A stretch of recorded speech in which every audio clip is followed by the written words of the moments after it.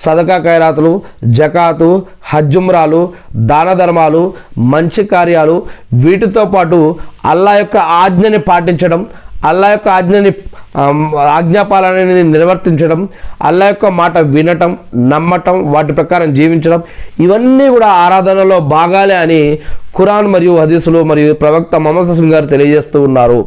మరి ఈ యొక్క ఎతకాఫ్ కూడా చాలా గొప్ప విలువ ఉంది అని దీని గురించి కూడా మనం ముందు చెప్పుకోబోతూ ఉన్నాము ఇన్షాల్లా. అదేవిధంగా దేవుడిని ఆరాధించే ఒక ప్రత్యేకమైనటువంటి ఆరాధనా పద్ధతుల్లో ఉపవాసం ఒకటి.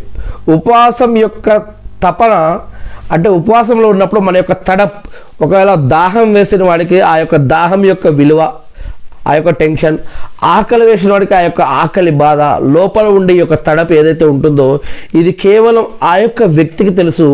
మరియు ఆ యొక్క వ్యక్తిని సృష్టించిన ఆ సృష్టికర్తకి ఈ యొక్క తడపు లోపల మనం అనుభవించే ఈ యొక్క బాధ మనకి మరియు ఆ యొక్క సృష్టికర్తకే తెలుసు అని, మరి ఈ యొక్క ఉపవాసం యొక్క విలువ, దాని యొక్క బాధ, దాని యొక్క ఆరాధన, దాన్ని మనం అర్పించడం, దాన్ని స్వీకరించడం, ఇది దేవుడు మరియు భక్తుడికి మధ్యలో సీక్రెట్గా రహస్యంగా జరిగే ఒక ఆరాధన అని చెప్పడం జరుగుతుంది.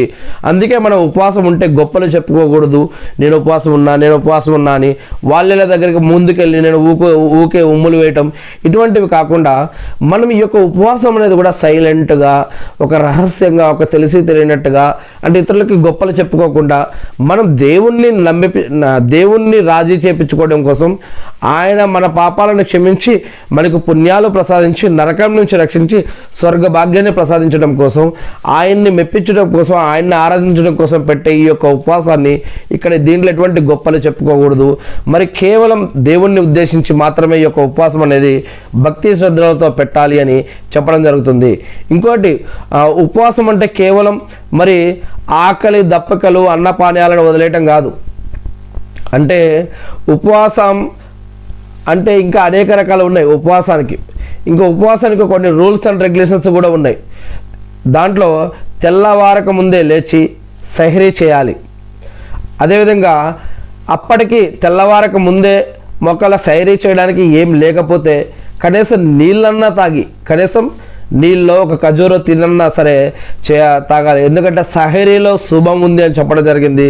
ఆ యొక్క షహరీ తినటంలో శుభం ఉంది అని ప్రవక్త ముహమ్మద్ సల్లల్లాహు అలైహి వసల్లం గారు చెప్పారు. అంటే అది ఎటువంటి శుభమో, అది ఏ విధంగా శుభమో, అల్హమ్దుల్లా అది ఆధ్యాత్మికంగా దాన్ని పాటించేవారు దాన్ని అనుభవిస్తూ ఉంటారు.